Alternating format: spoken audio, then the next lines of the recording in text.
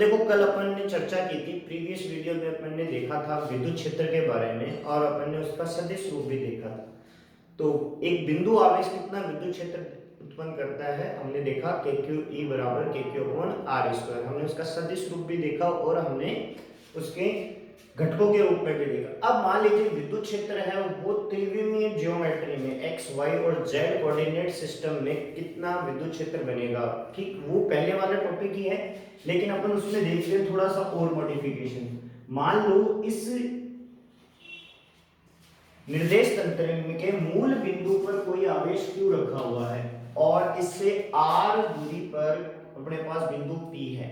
ठीक है, इसका स्थिति सदिश क्या आ जाता है, r सदिश आ जाता है और हमें इस पर विद्युत क्षेत्र की गणना करनी है। ठीक है, तो मान लेते हैं कि x दिशा में विद्युत क्षेत्र है, इस P बिंदु पर Ex है, y दिशा में है Ey और z में है Ez।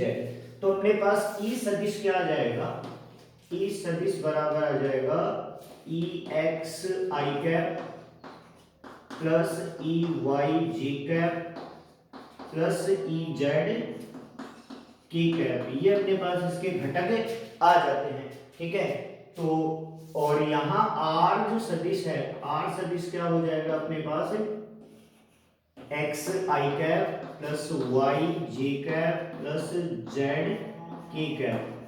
R का मापांक या तो आप सीधा R लिख दो, R सीधा R लिखते हैं उसका मतलब भी मापांक ही होता है, या आप R वेक्टर को इस तरह से मोड़ के अंदर लिख दो। तो मापांक अपने पास आ जाएगा x square plus Y square plus Z square. ठीक है, तो अब देखिए एक बिंदु आवेश के कारण विद्युत क्षेत्र कितना होता है। एक बिंदु आवेश के कारण विद्युत क्षेत्र होता है E सदिश बराबर, हमने देखा प्रीवियस वीडियो में के क्यू अपॉन आर का स्क्वायर और आर कैप। तो आर स्क्वायर आर है वो आप सामान्यतः मापांक ले सकते हो। तो इसको आगे मैं फर्दर सॉल्व करता हूं तो मेरे पास E सदिश बराबर आ जाएगा k Q upon are square और आर कैप को लिख सकता हूं वेक्टर आर अपॉन आर। देखिए आर कैप को मैंने यहां लिखा है वेक्टर आर अपॉन आर। आप चाहे तो आर लिख दो या आर का मोड लिख सकते हो।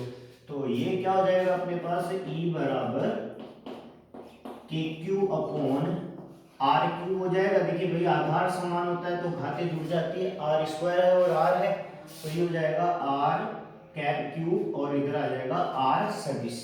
अब देखिए आर है कितना अपने पास, आर है अपने पास under the root X square plus Y square plus Z square. तो ये आ जाएगा अपने पास E सदिश बराबर कि Q अपॉन R का मान अगर रखो तो देखो इसके ऊपर घात 3 है, रूट का मतलब क्या होता है घात 1/2।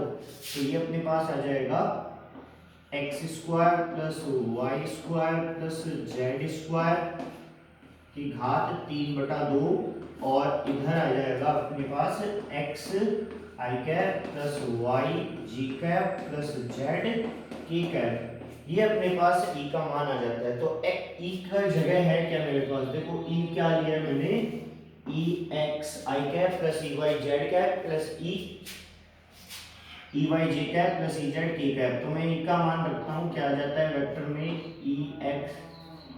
ई एक्स आई cap plus E y j cap plus E z के कैप बराबर, ये मान रख दीजिए क्या आएगा कि Q upon x square plus Y square plus Z square की घात 3/2 एक्स आई cap plus y j cap plus z के कैप। तो देखिए एक्स दिशा में कितना आया E, तो E x कितना आ जाता है आपके पास, E x आ जाता है आपके पास के क्यू, आज तुलना कर लीजिए आई कैप की और आई कैप के पदों की। तो के क्यू एक्स हो जाएगा अपॉन क्या आ जाएगा x square plus Y square plus Z square raise to power 3/2। इसी तरह मैं जे की तुलना करता हूँ तो मेरे पास ई वाई आ जाएगा k Q upon k Q y upon x square plus Y square plus Z square raise to power 3/2। इसी तरह ई जेड आ जाएगा मेरे पास के क्यू जेड अपॉन क्या आ जाएगा x square plus Y square plus Z square raised to power 3/2। तो देखिए ये आपके पास एक्स दिशा में विद्युत क्षेत्र आया है, ये आपके पास आ जाएगा वाई दिशा में, और ये विद्युत क्षेत्र आ जाता है आपके पास जेड दिशा में। कब? जब आपको कह दिया जाए कि एक बिंदु के निर्देशांक ये हैं और विद्युत क्षेत्र के निर्देशांक ये हैं। मान लीजिए अगर यहाँ Q को मूल बिंदु पर ना लेकर किसी और बिंदु पर लिया जाए तो आपको कुछ नहीं करना, सिर्फ निर्देशांक बदलने हैं x1 y1 x2 y2, वो भी अभी अपन देखते हैं। तो अपन ने देखा कि विद्युत क्षेत्र है वो किस तरह से अपन उसको सदिश रूप में व्यक्त करें। देखिए एक बिंदु आवेश के कारण जो विद्युत क्षेत्र उत्पन्न हुआ था वो अपन ने निर्वात में देखा था। अगर यदि माध्यम में आ जाए, जिस तरह से अपन ने कूलाम का नियम पढ़ा था माध्यम में, उसी तरह से अपन विद्युत क्षेत्र भी देखते हैं। देखो बिंदु आवेश था ये, और इससे r दूरी पर मान लीजिए ये q था, और इससे r दूरी पर बिंदु p था, जिसपे हमने विद्युत क्षेत्र देखा। कितना आया? ये E बराबर आया आपके पास, E बराबर आया k q upon r square. आप अगर इसको ऐसे लिख सकते हो तो k बराबर आपके पास है 1/4 pi epsilon not q upon r square, जहां एप्सिलॉन नॉट सारे जानते हो कि निर्वात में माध्यम की क्या होती है? विद्युतशीलता होती है। अब मैं यहां मान लो कि एक माध्यम ले आता हूं जिसकी विद्युतशीलता है एप्सिलॉन m।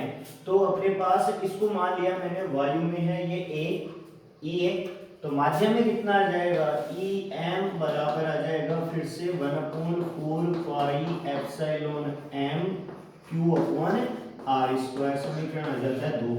मैंने आपको कहा था कि माध्यम जब भी आता है वो बल, ऊर्जा, वेग सबको कम कर देता है, ठीक है। तो यहाँ आप देख सकते हो कि माध्यम में विद्युत क्षेत्र कम हो जाएगा, तो EA ग्रेटर देन क्या रहेगा? EM रहेगा, यानी वायु में ये ज्यादा होगा किसकी तुलना में? माध्यम की तुलना में। जब दोनों का अपन अनुपात लेते हैं तो क्या आएगा अनुपात? EA अपॉन क्या आएगा? EM।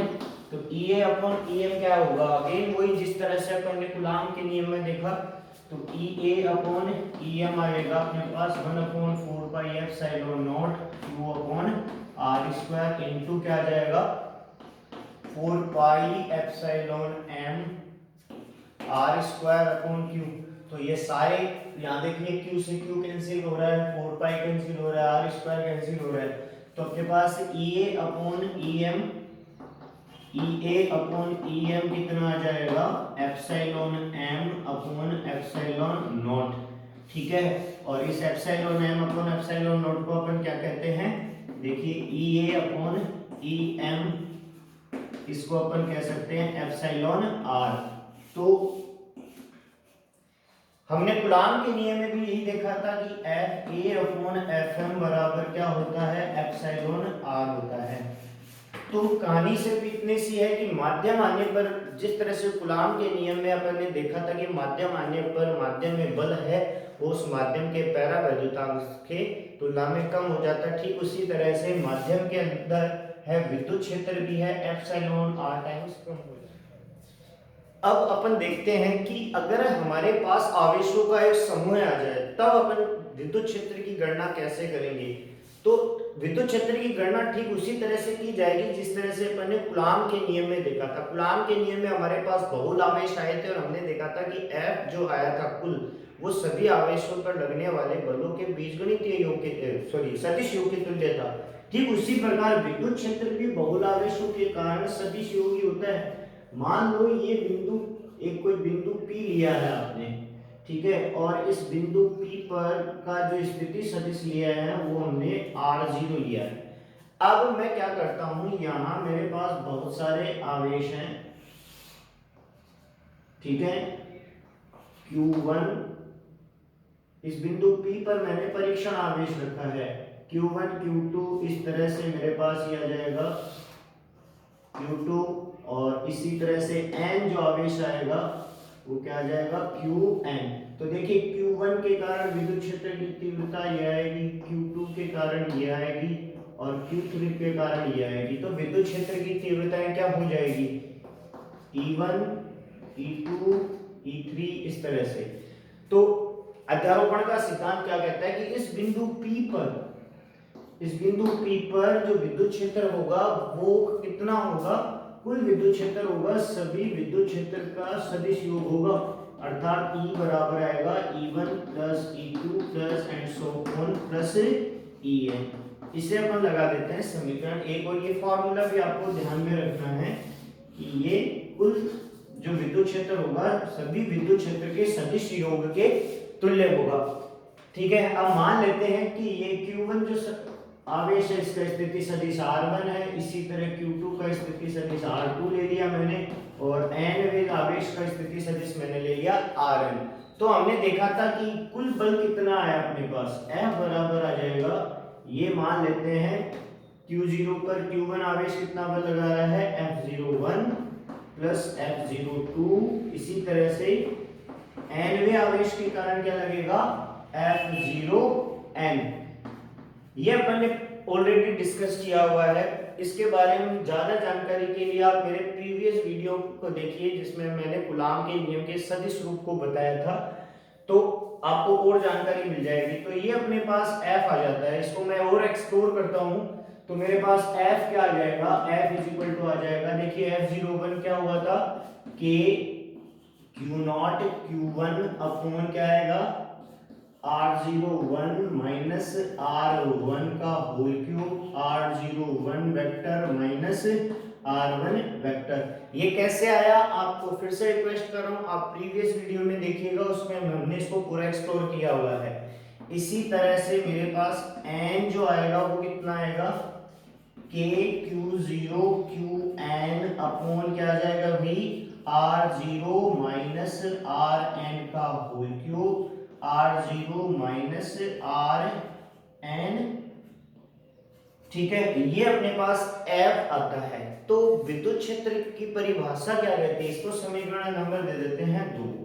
अब विद्युत क्षेत्र की परिभाषा कहती है वो E बराबर होता है F अपॉन Q0।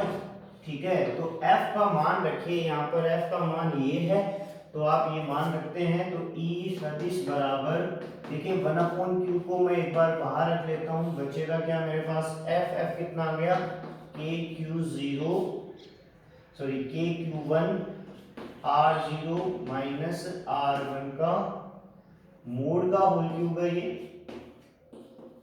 और इधर R0 vector minus R1 vector.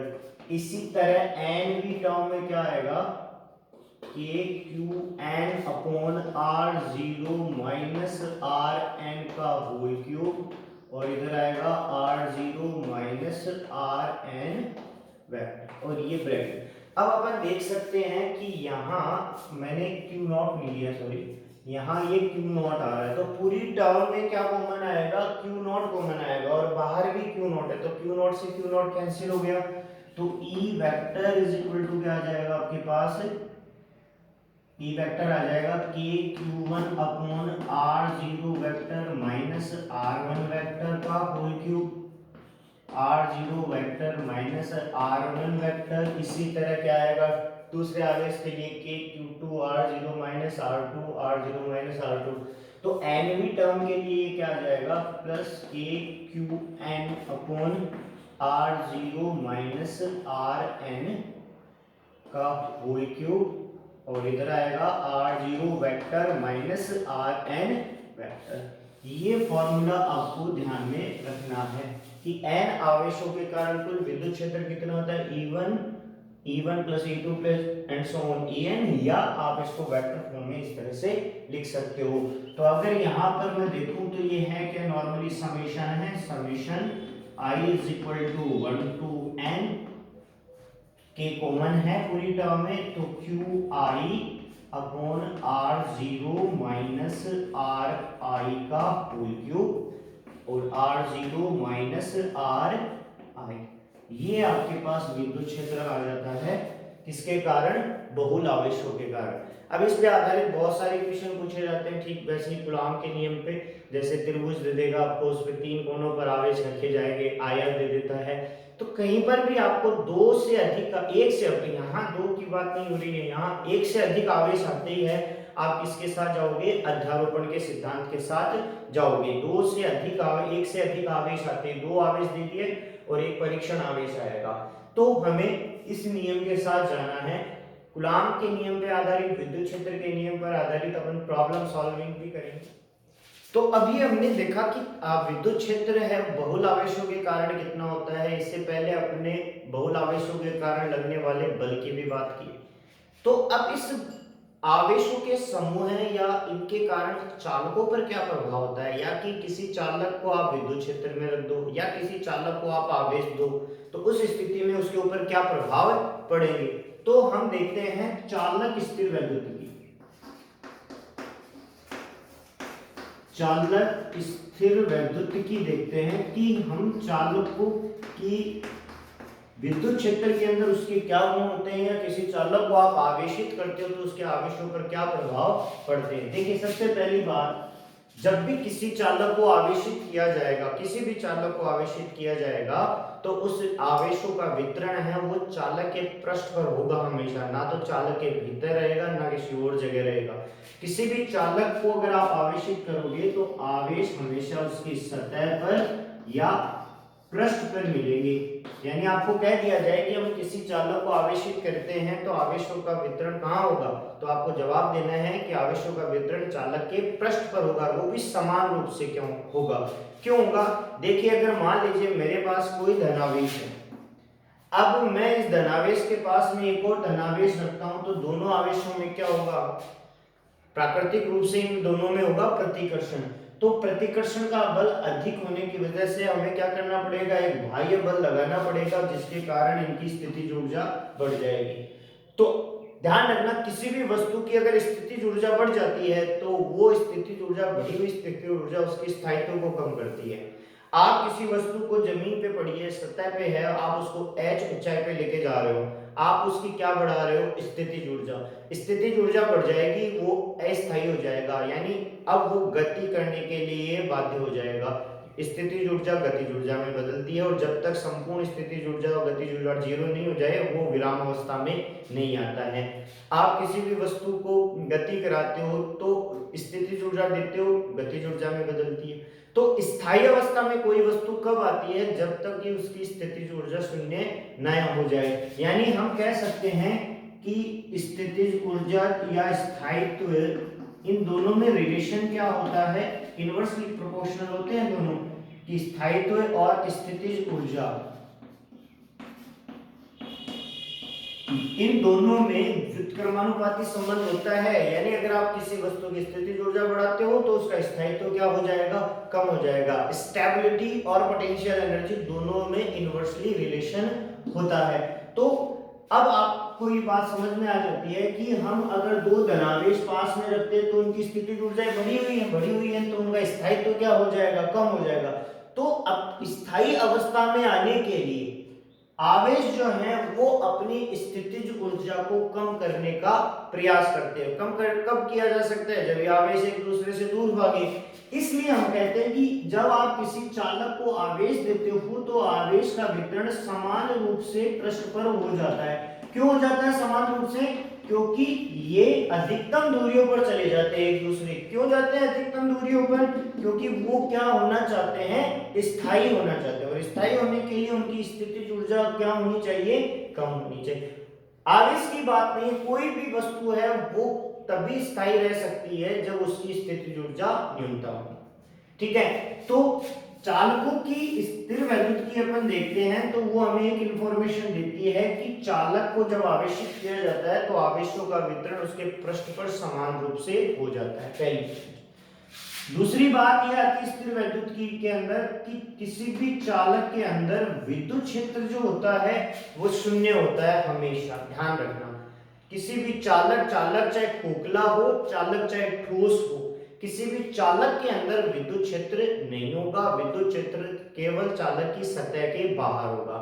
और इस एप्लीकेशन का अपन बहुत बड़ा यूज करते हैं।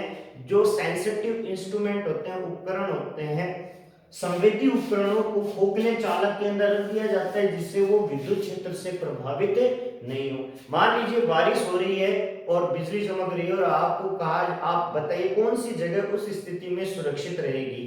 तो बिजली कड़कते वक्त या बारिश होते वक्त जो आपकी जो कार है या कोई मेटेलिक बॉक्स है वो ज्यादा सुरक्षित रहेगा। क्यों? क्योंकि कार है वो खोखले चालक गोले की तरह काम करती है और चालक गोले के अंदर आवेश नहीं आएगा, जबकि आवेश कहाँ रहेगा? बाहर रहेगा। विद्युत क्षेत्र कहाँ रहेगा? बाहर रहेगा।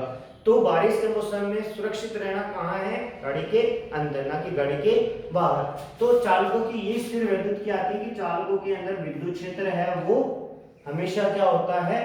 शून्य होता है। तो ये चालकों की एक स्थिर विद्युत की।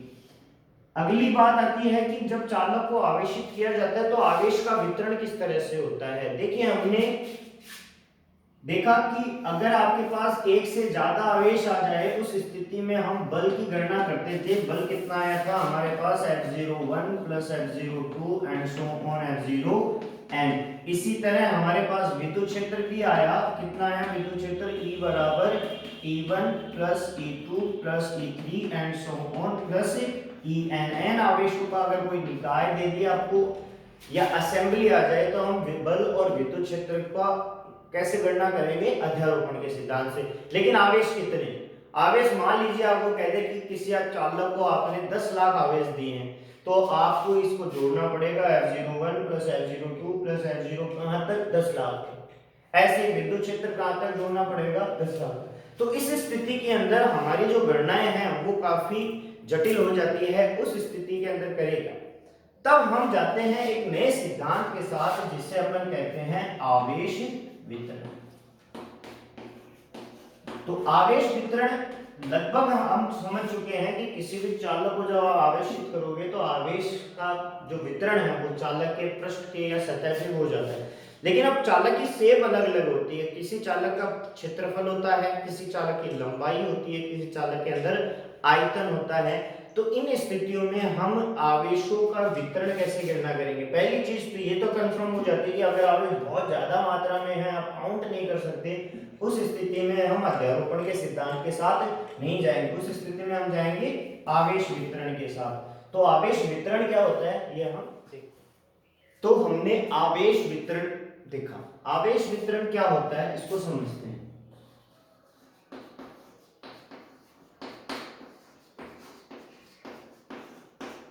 तो देखो, आवेश ज्यादा होने पर हम अध्यारोपण के सिद्धांत के साथ नहीं जा सकते। किसके साथ जाएंगे? आवेश वितरण के साथ। और चालक के बारे में मैंने आपको बताया कि चालक को जब आवेशित किया जाता है तो आवेश का वितरण उसके पृष्ठ पर समान रूप से हो जाता है।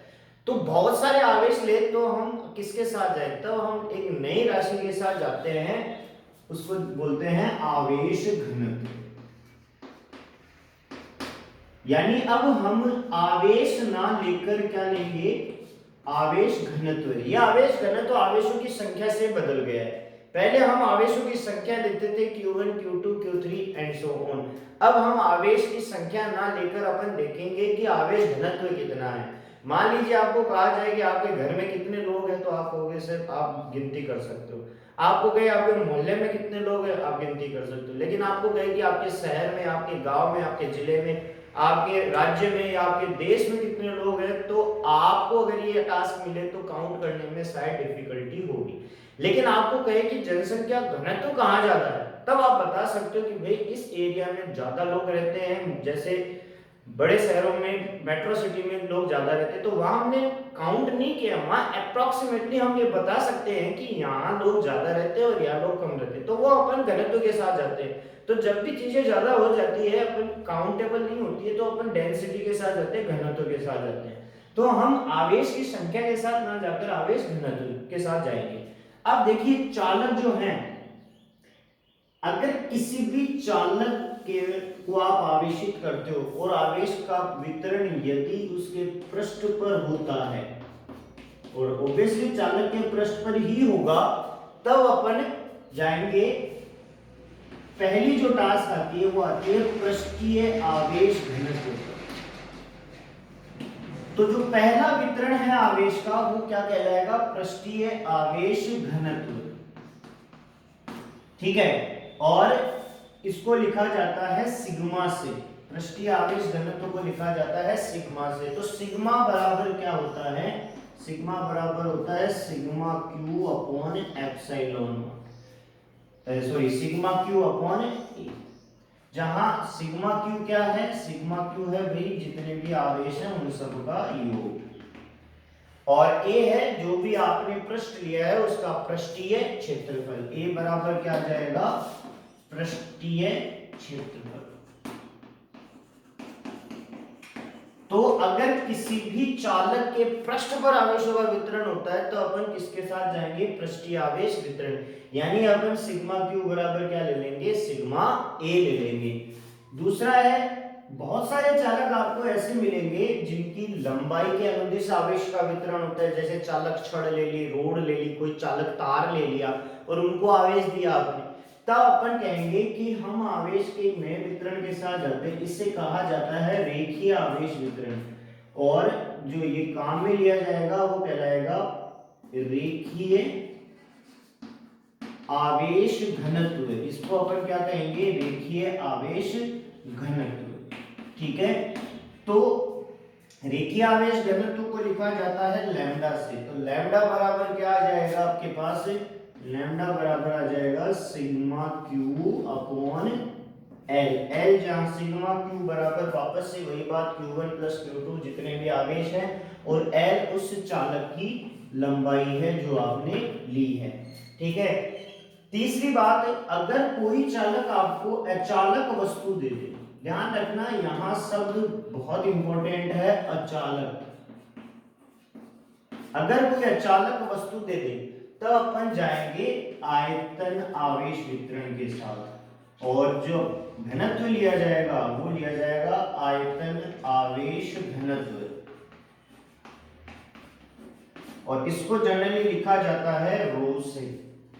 तो रो बराबर यहां आ जाएगा सिग्मा क्यू अपॉन वी, जहां पर सिग्मा क्यू है Q1 प्लस Q2 Q3 और V है उस वस्तु का, उस अचालक का आयतन।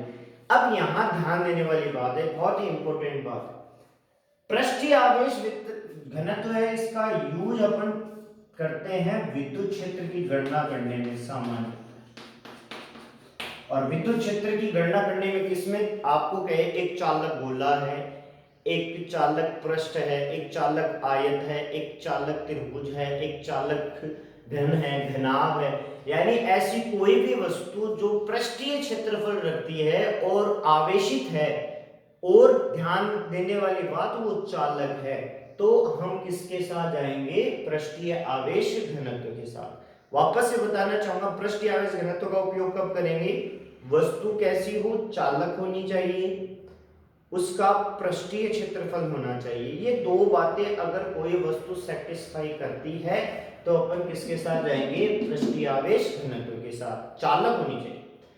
अगर वस्तु चालक है लेकिन वो पृष्ठीय क्षेत्रफल ना रखे, सिर्फ लंबाई रखती है, चौड़ाई उसकी नगण्य अपन ने मानी है, तब अपन किसके साथ जाएंगे, रेखीय आवेश घनत्व। ध्यान रखना वस्तु फिर यहाँ पर चालक होनी चाहिए। लेकिन अगर कोई वस्तु पृष्ठीय क्षेत्रफल तो रखती है, लंबाई भी रखती है, लेकिन वो चालक नहीं है, कुचालक है, तब अपन इन दोनों के साथ ही नहीं जाएंगे, अपन जाएंगे आयतन आवेश घनत्व के साथ, कि कैसी हो वस्तु, अचालक हो। ये आपको ध्यान से देखना है। आपको कहे कि चालक गोला है तब तो इसके साथ, आपको कहे अचालक गोला है इसके साथ, अचालक वस्तु के साथ अपन जाएंगे आयतन आवेश घनत्व, क्योंकि अचालक वस्तुओं में क्या होता है, हमने अर्लियर डिस्कस किया था कि आवेश गति नहीं कर सकते, तो अचालक वस्तुओं में आवेश कहां वितरित होते हैं, उनके आयतन में, इसलिए हम लेते हैं अचालक वस्तु के लिए उनका आयतन आवेश घनत्व लेते हैं, अचालक वस्तु है। तो हमने देखा कि अगर आवेश बहुत ज्यादा हो जाए तो हम आवेशों की मात्रा के साथ ना जाकर क्या जाते हैं, आवेश घनत्व के साथ जाते हैं। अब इस आवेश घनत्व पे आधारित अपन बहुत सारे क्वेश्चन भी करते हैं, और आगे हमारे गाउस के नियम के अनुप्रयोग है उसमें भी ये आवेश घनत्व, ये आवेश वितरण आपके काम